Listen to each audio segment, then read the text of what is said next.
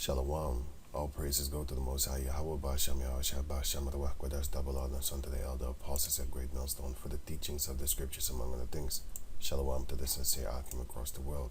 Now, this is the book of Numbers, chapter 19, titled Purification of the Unclean. Now, it says here, first one.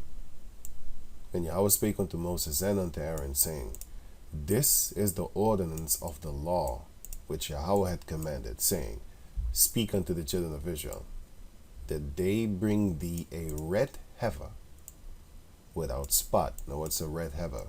This. It's actually brownish, orange-ish. And this is fake. Yeah, this is fake. I guess I was looking at it, it looks red. But yeah, this one's real. You know, it's a reddish, brownish cow. And most of the time it's a girl. Like this, for example. You know. This is ruddy, actually. If you type in ruddy, here you go. Ruddy heifer. It's the same. It's a brownish cow. It could be from light brown to dark brown and stuff like that. Really. I wasn't even thinking of that. I was thinking of that, but I wasn't even going to look it up. I was going to look up this too. A ruddy cow. Ruddy duck and ruddy horse. And of course, ruddy dog also. And here you have this again. Sons of Jacob. Yeah. So, it might have been darker than this. I would presume. You know. But yeah, you could hit this one. cute looking cow. But then yeah, so ruddy dog is the same thing. It's the same thing. As you can see, it's just brown to where, you know, almost orange. As you can see here. Here's brown. And then here's orange-ish. As you can see. But anyway, going on. Now it says, Take thee a red heifer without spot, meaning a perfect one, wherein is no blemish, meaning no faults. Blemish means a small mark or flaw. So not even a small mark was allowed to be in that cow. And upon which never came a yoke. And what is a yoke upon a cow? A yoke upon a cow is this, that you worked the cow. So you're not supposed to be working a cow. Well, so let me say it good.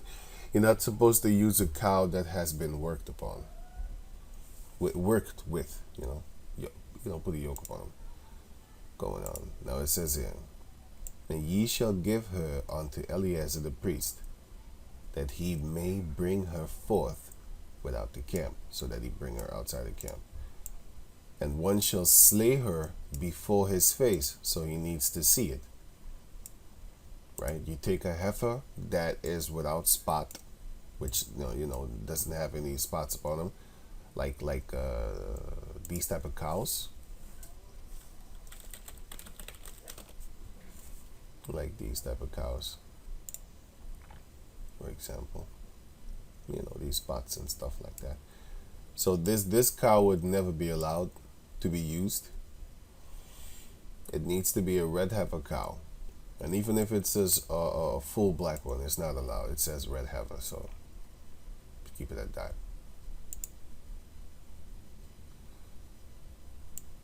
And Eleazar, the priest, shall take of her blood with his finger and sprinkle of her blood directly before the tabernacle of the congregation 7 times. Right, the tabernacle is the tent, the congregation is the assembly of the people. And one shall burn the heifer in his sight, so he needs to see it. Her skin and her flesh and her blood with her dung shall he burn. So that's feces, basically shit, you know. But then said decent feces, basically animal feces.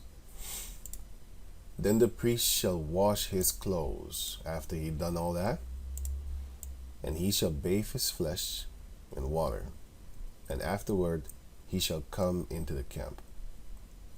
So now he's allowed to come back into the camp. because he took her outside of the camp, and then he did those things unto her. And the other person also that slayed the beast, slayed the heifer before her, also went outside of the camp. Okay, going on. And the priest shall be unclean until the even. So when the sun goes down, that's when the priest is clean again, after he washes himself with water. And he that burneth her shall wash his clothes in water, and bathe his flesh in water, and shall be unclean until the even. So the person that burns the cow also is unclean, just like the priest. Verse 9. And a man that is clean shall gather up the ashes of the heifer. And by the way, these are animal sacrifices. We don't do this no more. Hebrews chapter, let me see, 8, 9, and 10 speaks about that. If I'm correct, 7 also. 7, 8, 9, and 10. It explains to you there that we don't do that anymore. But yeah, the animal sacrifices, we don't do that. That's taken away with. That's done away with. Yahushua came to do away with that one. And the man that is clean shall gather up the ashes of the heifer, and lay them upon the camp in a clean place. And it shall be kept for the congregation of the children of Israel. For what? For a water of separation. It is a purification for sin. So that water shall be kept, right, in a clean place. So they would make it from time to time until the water was done. Verse 10. And he that gathereth the ashes of the heifer shall wash his clothes, and be unclean until the even. So also he is unclean. And it shall be done unto the and it shall be unto the children of Israel, and unto the stranger that sojourneth among you, for a statute forever. Statute. Now, this stranger is an Israelite foreigner, of course. He that toucheth the dead body. So now it goes into, the dead body thing, as I read it. He that toucheth the dead body of any man shall be unclean 7 days. He shall purify himself with it. With what? With the purification water, the water of purification. Where is it here? And what is the water of purification? Well, I think did I already read it? Let me see. Yeah, sorry, I skipped over it. Yeah, I should have. Did I skip over it? I think I skipped over it. Sorry, let me read it again. Numbers chapter 19, verse 6. And the priest shall take cedar wood. And I literally skipped over it. I didn't even notice. Right, with her dung, okay. Wow. And the priest shall take cedar wood, which is just wood, cedar wood, by the way, which is this, cedar wood. Yeah, it's just wood, but you can make houses with it, of course. It's a beautiful house, actually. All lined, straightened, and stuff like that. It's a good-looking house. Yeah. There's a lot of pretty houses in this world. But anyway, going on now, it says here, and hyssop, which is a plant, as you can see here, this plant over here has a very powerful smell. Almost looks like lavender. Almost looks like it.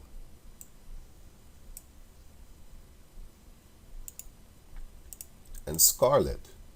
So when I looked up, I can't believe that I actually skipped this because I have put all these things, all these scriptures here and these examples just for this word.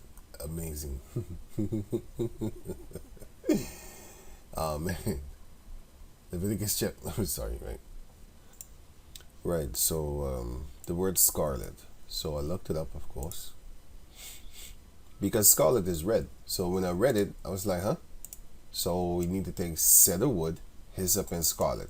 How can you take a color? Of course. So I looked it up. I was like, you can't take color. You can't touch color or take it and bring it somewhere else. But of course, it's the explanation for everything, because the Bible does not contradict itself. People contradict themselves of their ignorance, which the word ignorant means unknowing of the facts. Ignorant here. They're pushing the so-called black man as a sodomite. These devils are here. Ignorant, lacking knowledge or awareness in general. So it's just this one, lacking knowledge. It has nothing to do with uneducated, because educated means the training of animals. And they changed that in the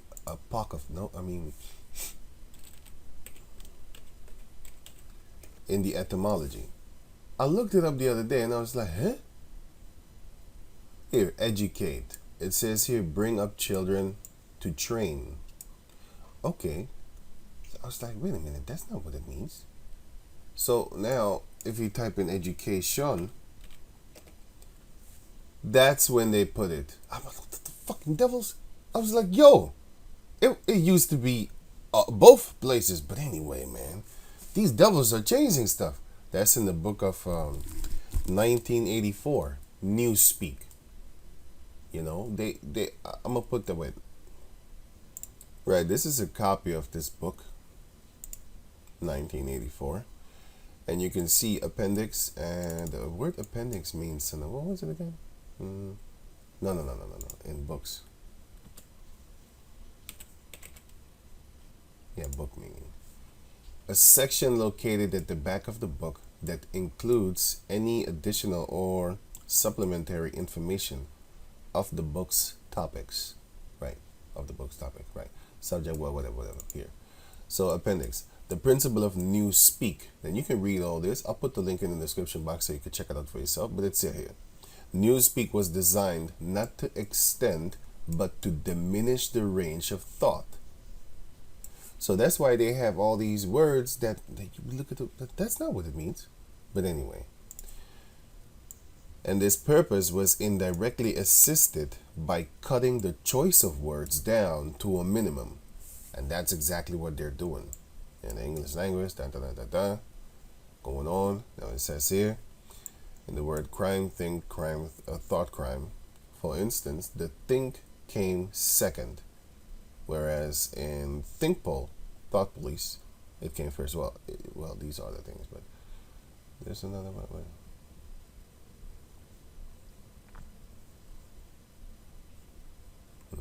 Yeah. Alright, this one. So, it says here, when old speak had been once and for all superseded, the link or the last link with the past would have been severed. History had already been rewritten, but fragments of the literature of the past survive here and there, just like in the movie 1984. And there was another movie. What was that movie again? No, sorry, not the movie 1984. The movie, not 1984. I'm reading the book of 1984. The movie is called Fahrenheit. Something with Fahrenheit 45 or something like that. Movie. I always hate this word. I don't know how to spell it. I can't. Here, 1980. Movie Fahrenheit 451, 2018 movie. Right. I'll leave the link in the description box for this trailer. Then you can check it out for yourself if you have the time. Right. So it says here.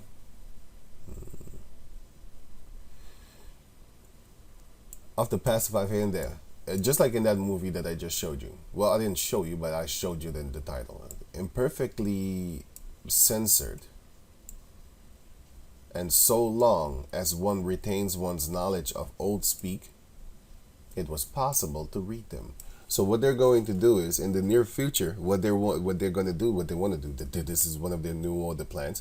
But the Lord said, when wants to set up his enterprise, the Lord shall basically strike him down.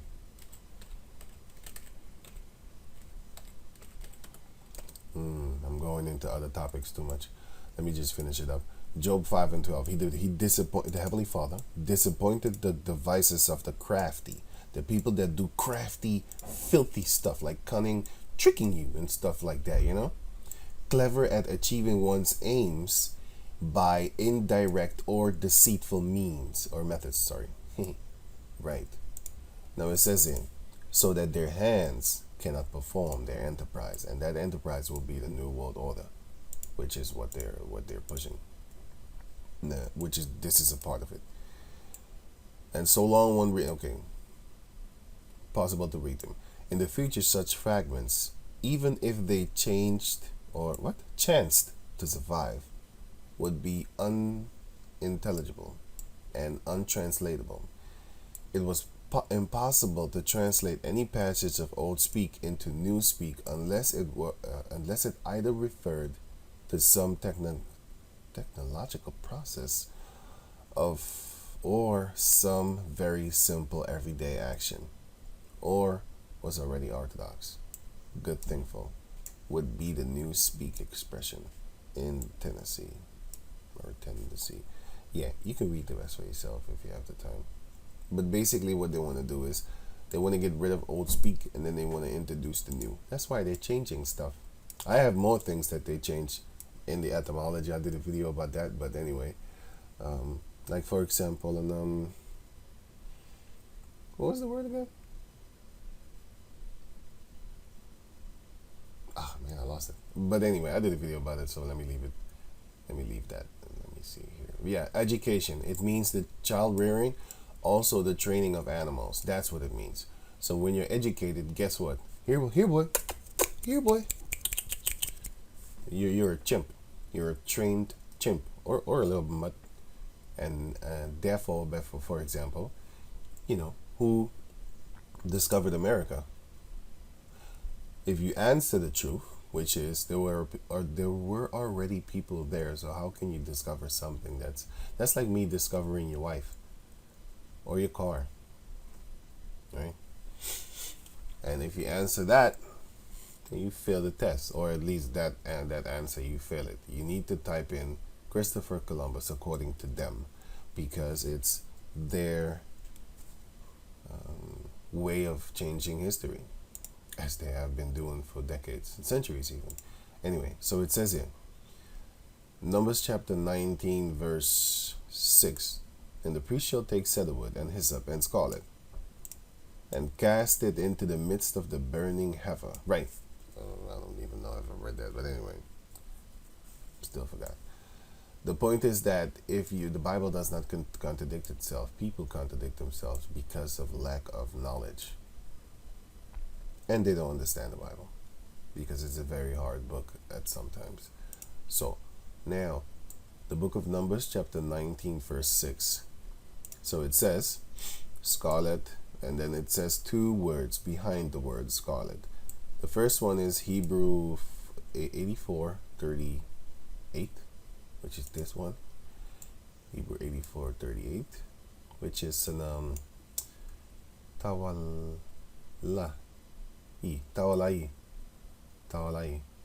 right? Tawalai. Yeah, right. Let me see. Right, so it says here worm, scarlet stuff, red stuff, crimson. It's also red, but it says worm. The female Coccus ilicis, all that there. The dye made from the dried body of a female worm, Coccus ilicis. As you can see, it's some kind of Greek word or some whatever Roman Latin word. Roman Latin, or it could be Greek, one of those two. Going back to their history again, of course. That's how we actually speak nowadays, and talk and think and read and write. We write according to their ways. And that's going to change, because according to the book of Isaiah chapter 2, everything is going to turn to our favor, not to theirs. Right. So you can read this if you want to, but I have a video which the guy almost says the same thing as this, but I'm gonna show a few things first. Now it says here, oh yeah, the other word is let me see here. The other word is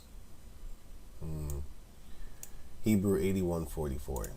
Hebrew 81:44, which is Shania, actually, yeah, Shania. Scarlet, crimson, properly. The insect Coccus ilicis. The dried body of the female yielding coloring matter from which is made the dye used for cloth to color it scarlet or crimson. Right.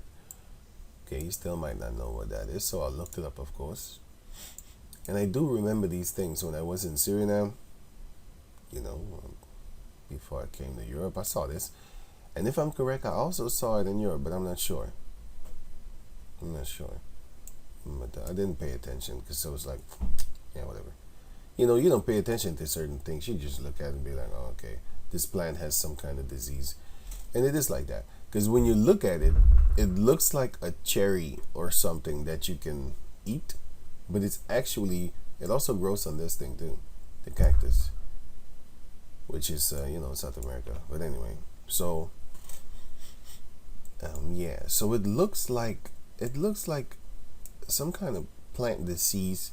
And here, it literally looks like some sort of cherry, but you can see that the plant is, the leaf is in it. So it's basically a deformed leaf. Well, it looks like it. And sometimes it does look like a cherry, as in an edible cherry.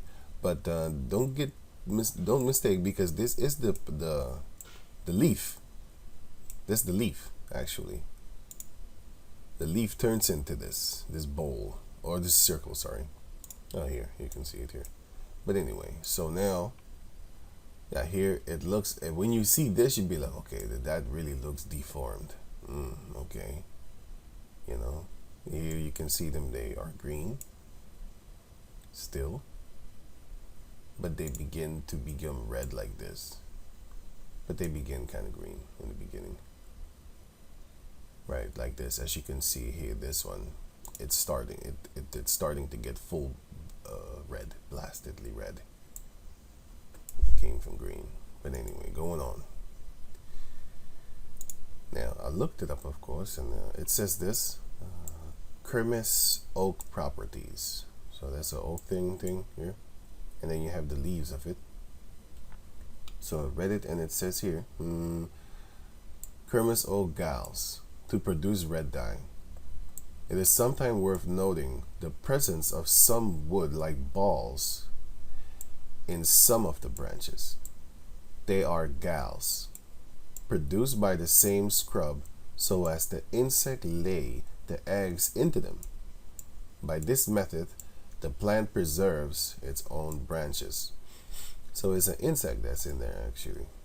It's just spooky as hell, man. The Most High made crazy things. And some parasites and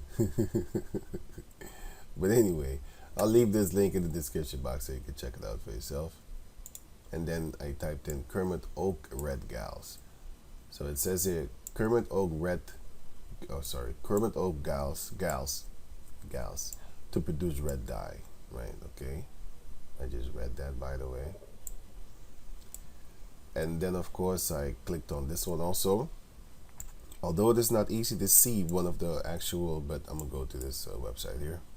I'll leave everything in the description box. So it says here, of course, this is the page. Kermes oak gals. Kermes oak gals. Although it is not easy to see one of the actual Kermes insects on the oak, it is easy to spot the little red gals formed by a tiny wasp called this thing. Another Greek, or I think this is a Roman name again. Yeah. As if, because they say history started with the Greeks. Civilization started with the Greeks. It's actually their civilization. Because before the Greeks were the Persian Empire. The Medo-Persian empire. it was two empires in one, by the way. And before that, they had the Babylonian Empire, and before that, you had the Egyptian Empire, and in the midst of those, you had the wait a minute, you also had the Assyrians. Sorry, I didn't put it in good order, but I do know that the Egyptians were first, and then after that came the Assyrians, if I'm correct, and then after that came the Babylonian, and then something like that, and then the Medo-Persian Empire, if I'm correct. Or maybe I switched the Babylonian with the Assyrian. But anyway, you had many of civilizations before that. And in the midst of those, you also had the Asian dynasties. And of course, you had the Hebrew Israelite rulership with King Solomon for 40 years. But then going on. A plant gal is an abnormal growth of a part of the plant usually triggered by chemical signals produced by immature insects or other organisms. In a way, they are like plant tumors. So yeah, that's what it actually does look like. It looked like the plant is sick, but if you just glance at it, it looked like cherries. You shouldn't eat that, because those are not cherries. Those are insects inside. Right, so going over here, as you can see, the plant is, the leaf, it's it looks like it's wrapped up in it, like a burger or something. Right, let me see, let me go on. If I'm correct, this is the inside of it. And those are the insects.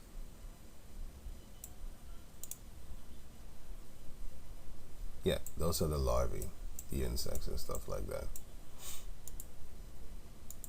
Parasites. In Europe. You see, I think I did see it here. Right, but I saw it in Suriname too, which is South America, sorry. Now, Kermes plant red. Dun, dun, dun, dun, dun. Okay, then I typed in on this. Go here. Kermes dye. Wait, sorry. Yeah, to cough a little. Claim a thought. Now it says here, Kermes is a red dye derived from the dried bodies of the female or a scale insect in the genus Kermes.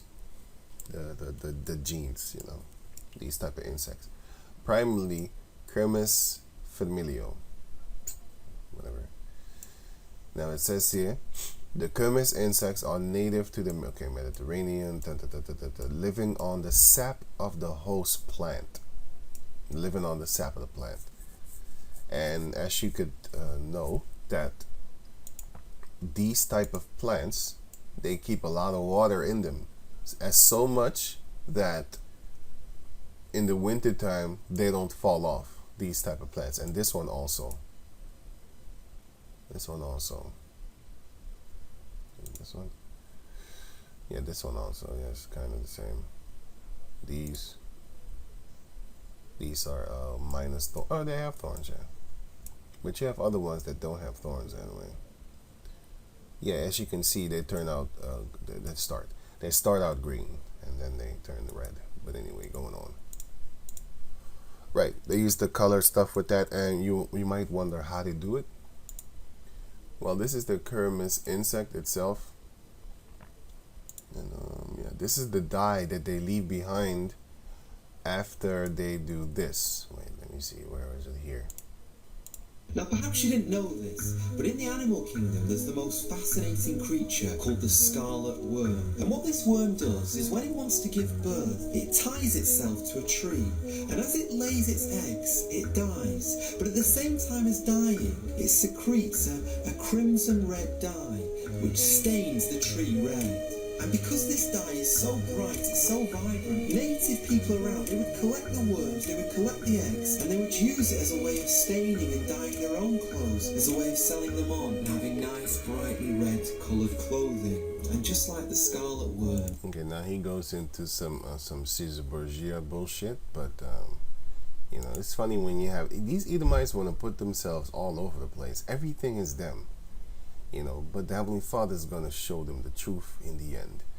Anyway, so now, this is how you make the dye. Well, now, living or dead, cochineal bugs don't really look like anything.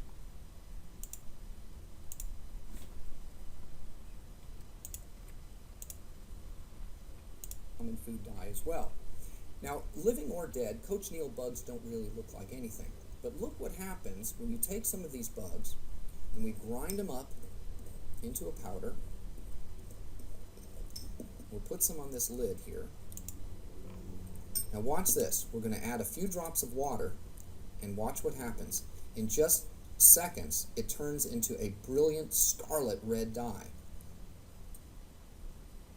Now we have the early Indians of Mexico to thank for this discovery, but it was the Spanish that brought it to... Early Indians of... Shut the fuck up, man. You see,